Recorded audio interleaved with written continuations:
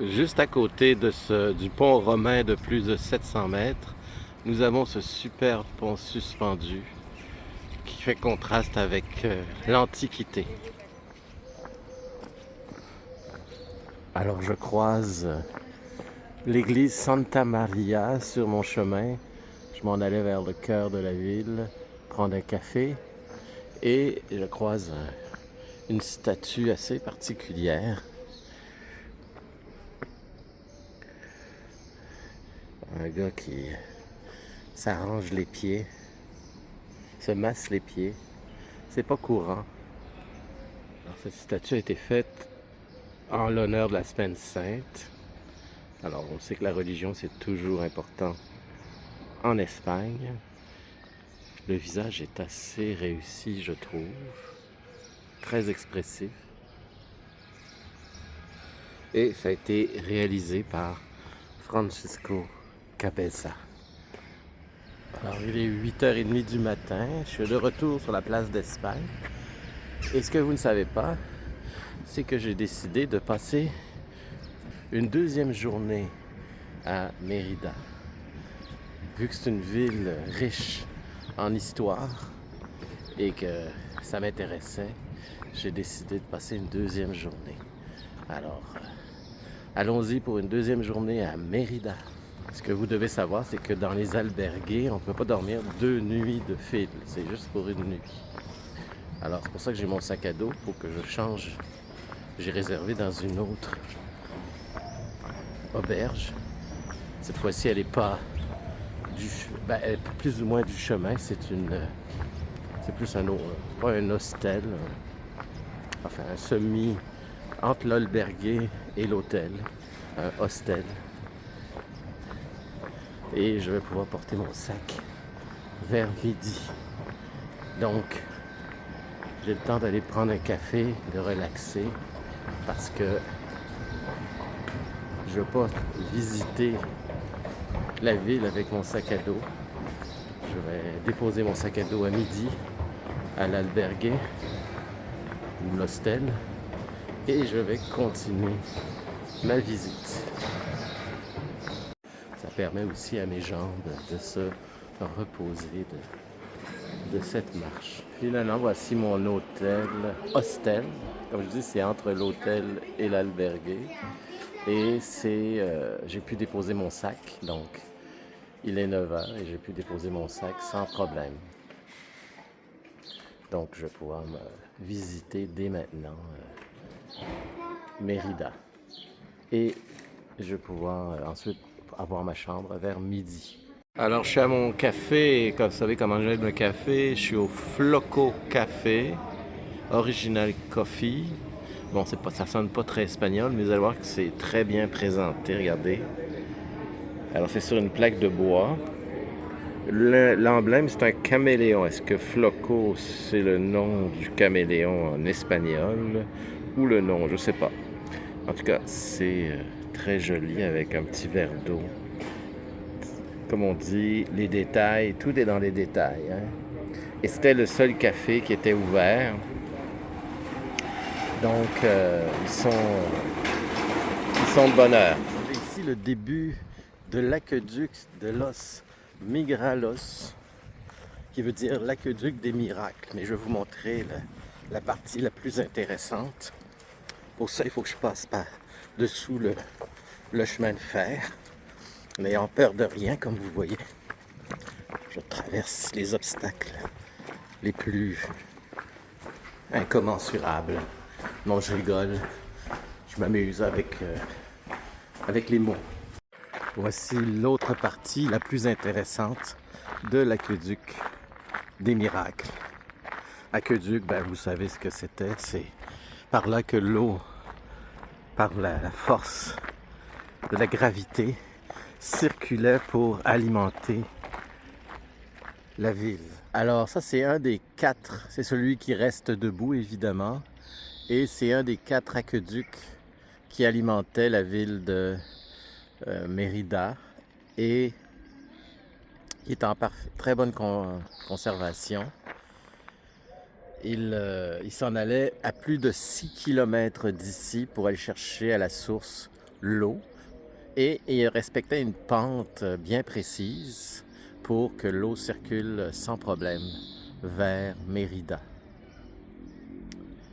Et la hauteur, juste pour vous donner une idée, c'est 28 mètres de haut, la hauteur de cet aqueduc. Pourquoi ils appellent ça l'aqueduc des miracles? Je ne le sais pas. Que ce soit un miracle qui soit encore debout peut-être. Mais c'est impressionnant. Et quand vous faites le chemin de Compostelle, vous passez juste à côté. Donc, c'est assez pour le pèlerin qui n'a pas toujours le temps de visiter comme moi. Moi, j'ai décidé de rester une journée de plus. Ben,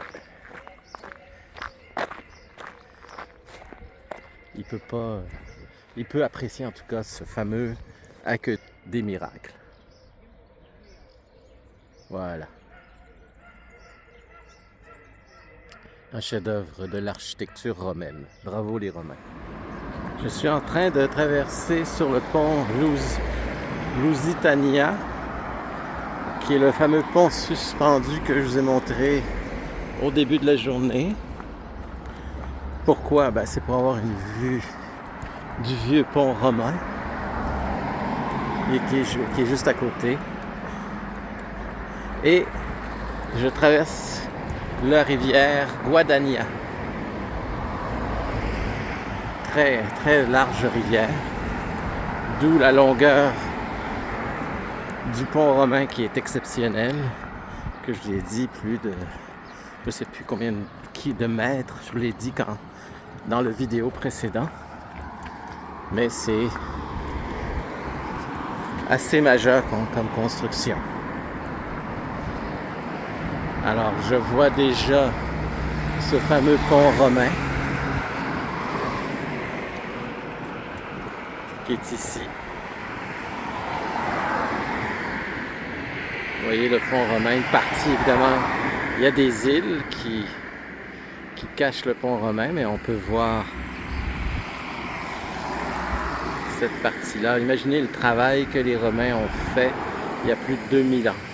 Ça ne nous empêche pas d'admirer aussi ce pont suspendu qui est très bien réalisé, même s'il n'est pas réalisé par les Romains. Un travail majeur.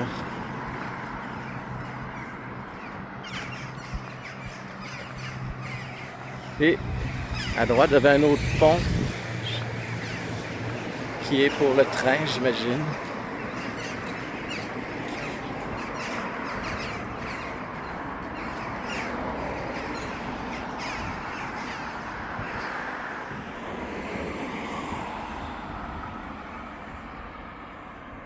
Voici le palais des congrès dans le plus pur art brutaliste. On aime ou on n'aime pas. Alors, évidemment, pour le retour, je ne vais pas prendre le même pont, le pont suspendu, je vais prendre le vieux pont romain. Ben, je n'ai pas besoin de dire vieux, ça va de soi, un pont romain qui a 2000 ans. On peut dire qu'il est vieux. Donc, alors tout à l'heure, je cherchais la distance de ce pont-là, c'est 783 mètres.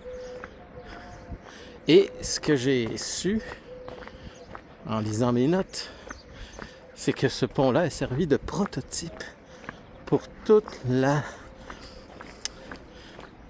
l'histoire des prototypes pour les Romains, vu qu'ils avaient toute l'Europe à eux, ben c'est ceux qui en ont fait des ponts. Alors, ce pont-là a servi de prototype pour faire des ponts très longs, 783 mètres. C'est un pont exceptionnellement long, comme vous pouvez voir.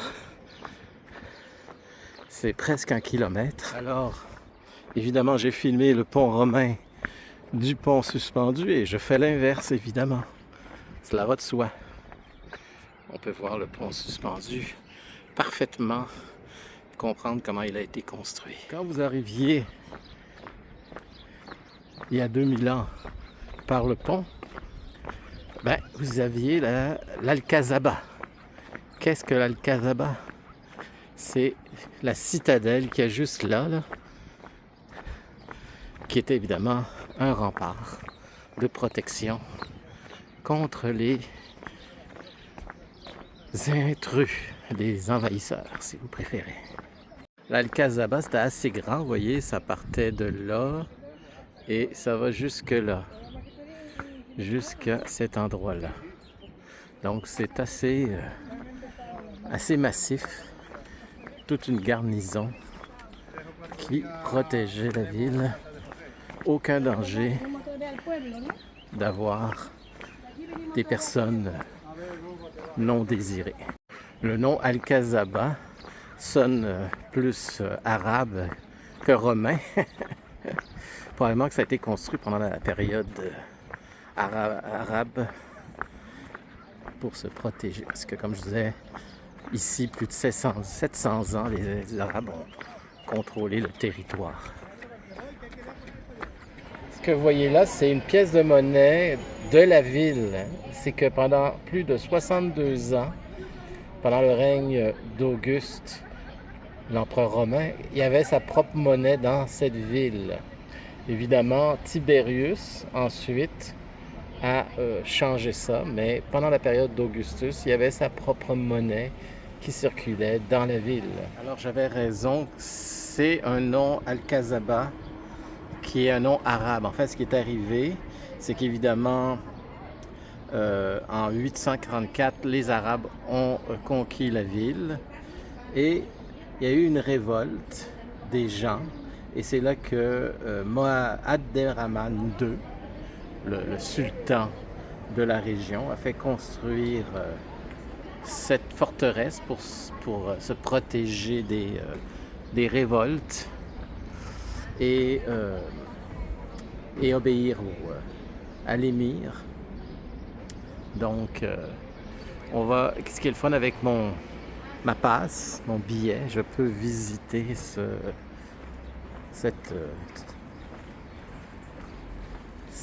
lieu de protection. Voilà.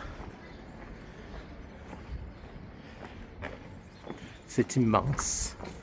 Ce que les musulmans ont fait. Ils voulaient vraiment pas que personne, mais vraiment personne ne puisse rentrer.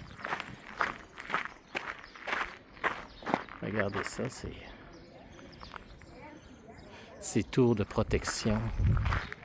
Quand ils faisaient ça en grand. Et on peut même montrer sur les remparts, comme vous pouvez voir. Voici un dessin. Alors moi je suis rentré par là et je suis rendu ici. Il y avait à peu près 200 soldats qui protégeaient la ville comme ça. On parle de soldats arabes, des musulmans, pour protéger des révoltes. Comme je dis, il y a eu une révolte, c'est pour ça qu'ils ont construit cette citadelle. Et cet édifice, je ne sais pas c'est quoi, il est juste là, mais j'ai de l'information que je vais aller prendre. Ce que je comprends, c'est que cette tour, évidemment, elle a été tronquée, évidemment, elle était plus haute que ça, servait à avoir accès à l'eau. Avoir de l'eau parce qu'il fait tellement chaud. Et il y a un escalier qui permet de descendre par ici. Vous voyez, la porte est ornée de façon magistrale. Et regardez, je suis rentré par ici. Je suis rentré par ici et il y a dans cette tour, regardez, c'est encore bien orné. C'est magistral. Regardez-moi ce travail de gravure. Et on peut descendre pour aller chercher de l'eau. Alors les Arabes, évidemment, savaient que le secret pour survivre ici, c'était d'avoir de l'eau. Surtout quand ils étaient envahis, ils étaient entourés d'ennemis. Si tu as de l'eau, tu peux survivre. Il y a même des petits poissons, vous voyez ici. Alors ça, c'était la réserve d'eau qui était filtrée par un système ingénieux, j'imagine. Voilà. Cette tour-là donne accès donc à l'eau. Je voulais vous montrer le travail sur les colonnes qui sont superbes. Alors voici l'entrée de la citadelle, la tour pour l'eau qui est juste là. C'est là que les 200 gardes dormaient. Il y avait le campement pour protéger la ville. Vous voyez très bien les murs qu'il y a tout le tour. Et j'ai une vue incroyable. Je suis sur les remparts de la citadelle. Et j'ai vraiment... Regardez le pont. Là, on le voit bien. On voit très bien le pont romain que je viens de marcher. Ce qui est bien à Mérida, c'est qu'il y a des endroits, il y a partout où on peut marcher, il y a des parcs. Vous voyez, sur l'île qu'il y a là, on peut descendre du pont romain puis aller se promener ici. Ceux qui aiment marcher, ils sont servis. Comme moi.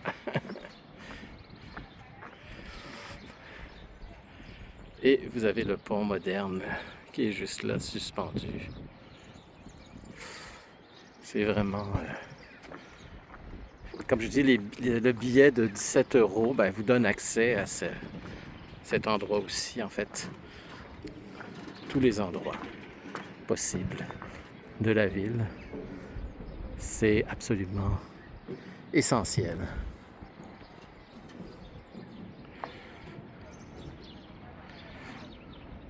Me voici de retour à la place d'Espagne. J'ai un autre monument à vous montrer de l'époque romaine qui est juste à côté de la place d'Espagne. D'ailleurs, la citadelle que je viens de vous montrer, elle est vraiment à côté. Vous voyez, elle est là, juste ici, la citadelle. Donc, quand je vous disais que tout est proche à Mérida, tout est proche. Alors, en allant voir mon monument romain, j'ai vu cet édifice, je me suis arrêté et c'est un musée, le musée d'art romain justement. Et ce qui est bon à savoir à Mérida, c'est que tous les musées sont gratuits. Donc, ça vaut la peine de savoir ça parce que ça vous a fait encore plus à voir. Mais je veux quand même vous montrer la structure romaine, la prochaine structure romaine. Encore là est à 2 pas de la place d'Espagne qu'on vient de quitter. Et regardez bien. Tadam! Alors ça aussi, ça date de l'âge des Romains. C'est l'arche de Trajan. Une autre structure assez impressionnante. Et c'est un autre miracle aussi. Vous parlez de l'aqueduc des miracles. En voici un autre, qu'après 2000 ans, ça tienne. Vous voyez, l'arche tienne toujours après 2000 ans. Pour vous dire comment les Romains construisaient ça solide. C'est incroyable. Et la chance qu'on a, c'est qu'après 2000 ans, il y a eu les Arabes, il y a eu les Visigoths, les Germains Visigoths, il y a eu les Espagnols. Tout ce monde-là, après 2000 ans, n'ont jamais touché à ça. Ils ont dit, c'est tellement beau, c'est tellement bien fait qu'ils l'ont gardé. Et c'est ça qui fait que de Mérida, on a une ville extraordinaire. Regardez la place, comme elle est jolie. Il y a une place pour prendre un verre. Juste ici. Qui peut demander plus bel endroit? Regardez, il y a une terrasse en arrière. C'est pas encore ouvert. Mais vous vous installez là, au Subarit, ça s'appelle comme ça, le resto. Et vous avez ça à côté comme décor. Avec des palmiers. Incroyable. Quoi demander de plus? Évidemment, je vous conseille de prendre des petites rues comme ici. Ça me permet de découvrir le couvent de la Conception. Alors, les sœurs de la Conception et leur couvent, c'est juste ici. Mais c'est comme caché. C'est juste à côté de l'Arche de Trajan. Mais c'est caché, comme si vous prenez pas les petites rues pour explorer, ben, vous verrez jamais ça. Alors pour ceux qui ont vu le film Ben-Hur, je vais vous présenter le cirque. Le cirque, c'est la piste de course de chariot, comme dans Ben-Hur, mais à Mérida. Alors, ça date du 1er siècle. Donc, Mérida a été construit à peu près de 25 avant Jésus-Christ. Donc, un peu plus que 100 ans, ils ont construit cette piste. Elle mesure 433 mètres de long pour 114 mètres de large. Et ben c'est ça, et je vois pas rien d'autre d'important à dire que c'est cette piste que je vais vous présenter.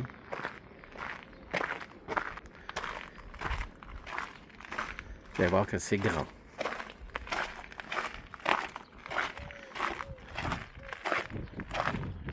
Voyez? Alors ça c'est le centre évidemment. Et il doit y avoir des édifices qui étaient ici. Imaginez tous ces Romains qui regardaient la course sur les gradins ici, en fait ce qui en reste.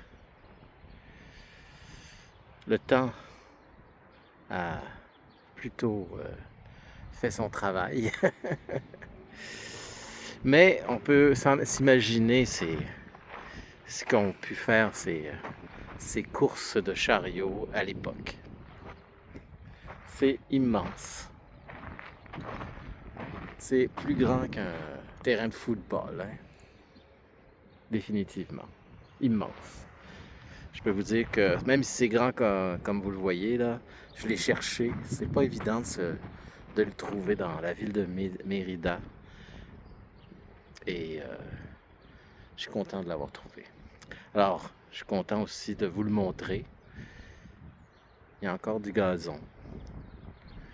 Mais à l'époque, j'imagine que c'était la terre battue. Parce que le gazon, ça peut être glissant sous les roues des chars romains. Voilà. Juste à côté de la piste de cirque de course, vous avez la basilique Sainte-Eulalie, mais normalement, je pourrais la visiter, mais elle est en rénovation.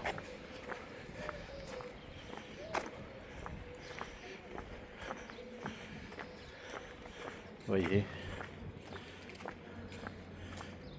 Basilica de Santa Eulalia. Très bel édifice. Et juste à côté, vous avez ce qu'on appelle un mur végétal. Vous voyez, ça c'est un mur végétal, ça permet de rafraîchir l'environnement.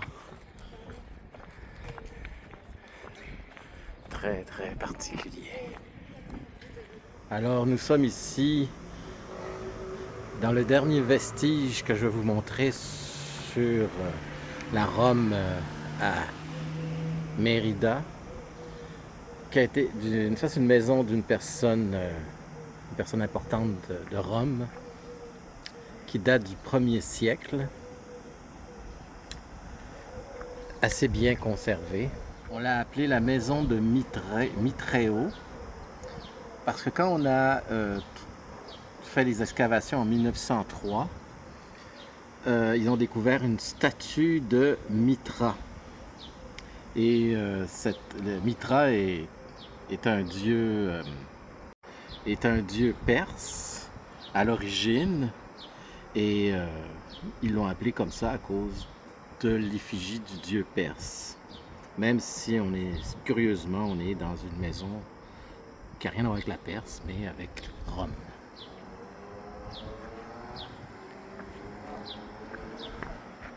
Ce que vous avez devant vous, c'est vraiment l'entrée principale de la maison. Et dans la section à droite, vous avez les différentes pièces. On peut voir que c'était assez grand comme propriété de ce notable romain important.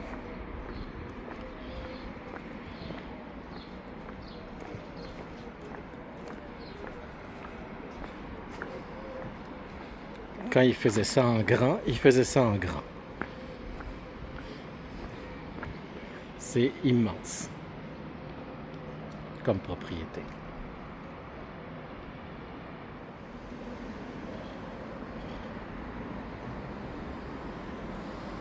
Alors, je m'installe dans mon albergue, mais c'est pas un albergue, c'est un hostel. Comme vous pouvez voir, c'est beaucoup plus luxueux. Regardez, il y a même un petit salon sympa avec une carte en arrière. C'est original. Fallait y penser. Et je suis au premier étage. C'est le fun parce qu'il y a un peu d'art. San Francisco. Une ville que j'adore. San Francisco. Donc je suis au 2, je pense que c'est l'étage où je suis. Ce que je sais pas, c'est le numéro. Alors je suis dans la bonne direction. 108 et j'ai même la porte qui est ouverte. Que c'est mignon.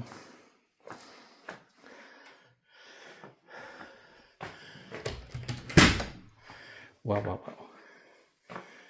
C'est petit, mais c'est... regardez, le plafond est en tôle. Et ma vue, ben, c'est le petit jardin que j'avais montré précédemment. C'est un puits de lumière. La salle de bain pour la douche, très important avec la chaleur. La chose la plus importante, c'est l'air climatisé.